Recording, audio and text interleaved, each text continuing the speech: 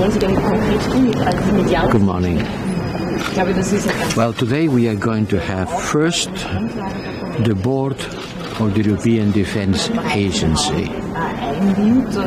Nobody knows a lot about what the European Defence Agency is doing, and it's important to stress how important the reports of the European Defence Agency are about our military capacities.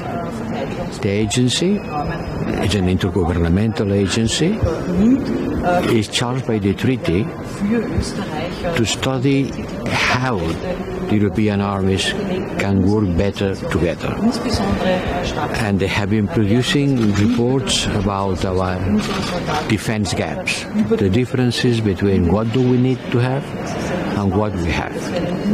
And since the next European Union Council will discuss about it, and they will receive a report from the High Representative and from the Commission, we are working together with the Commission to study how much Europeans need to invest to increase their defense capabilities in front of the new threats and challenges that we are facing. So today we are going to study this report in order to contribute to the work of the Commission and heads of state and government to take decision about how the Europeans have to improve their defense capabilities. The more together, the better. Then we are going to go about the situation in Ukraine. I will inform the ministers of the decision to increase with 500 more million euros the contribution from the European Union budget, well, not the European Union budget strictly speaking, by the Intergovernmental Fund, European Peace Facility, which is managed by the member states.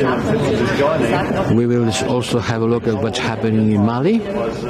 You know that Mali has left the 5G, the 5G Sahel, not the 5G telecommunication network, but the group of the Sahelian countries. That's a very bad news. That's a very bad news because it weakens us in the situation in Mali.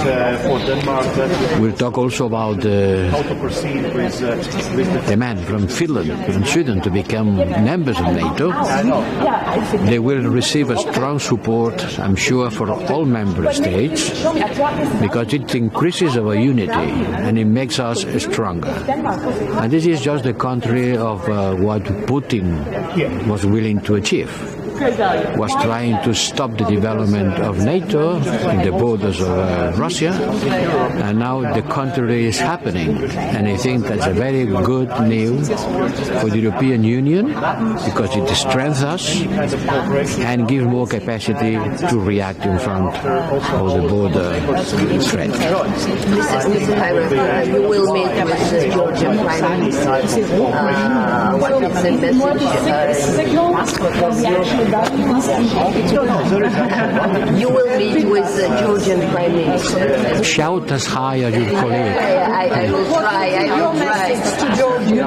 Yes. What topics are you going to discuss? Because it's a very challenging time for all of us as we are waiting for candidate status. Yes, I know. We'll discuss with Georgia, but it is something that is not my competence, no? Membership of Georgia is an important issue, but it's the Commission who is preparing its opinion. The request has been presented, and we'll talk with him about the situation in Georgia, but it's not my competence. What will be your message? What will be your message to Georgia this time? Because Georgia also occupied by Russia.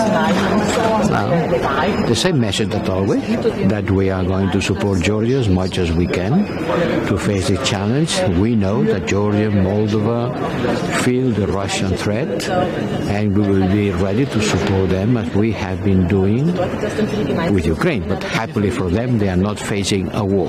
By the way, we are going to have the visit of the Defense Minister of Ukraine and the Secretary General of NATO. We'll discuss together NATO and Ukraine about the situation at the war.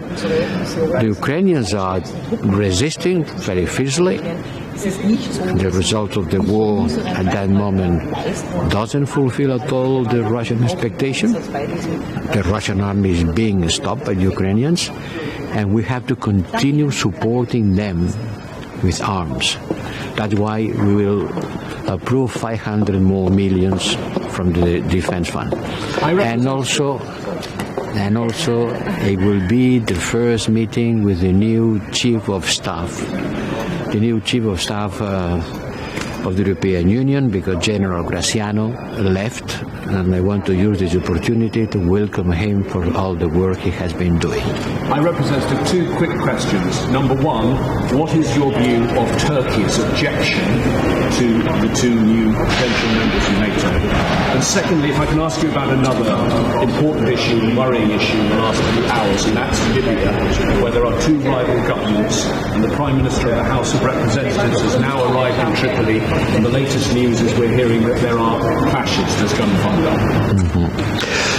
Believe me, the situation in Libya has become very grave in the last hours. Well, we were expecting something like this to happen, because in Libya we had not elections, but we have two governments. Instead of having elections to have one government, they don't have elections and they have two governments. And sooner or later, when there are two governments, they clash. So we are following extremely closely the situation in Libya, because Libya was in a relatively calm situation for some months, and now the war starts again. So we will have to have a look at the situation there. It's very worrying what's happening. And about Turkey, as I said, I am sure the Council will support extremely a strong support, the biggest possible support to the membership of Sweden and Finland to NATO. I know that Turkey has put some objections. I hope NATO will be able to overcome them, but from my side and from the side of the Defense Council, a strong support to this membership. Thank you. Thank you.